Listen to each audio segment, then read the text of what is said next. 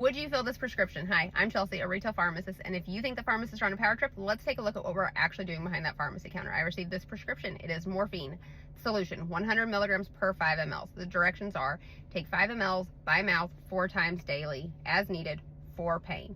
Now, this patient specifically is a chronic pain patient. They had been treated for their chronic pain with hydrocodone 10, 325. They would get 75 of those a month, and it was one tablet twice daily with one additional tablet once daily as needed.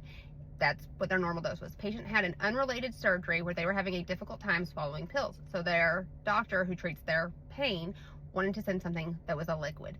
When looking at this, no, the patient is not opioid naive. However, going from their hydrocodone to this 100 milligrams of morphine 4 times a day is a huge, huge jump.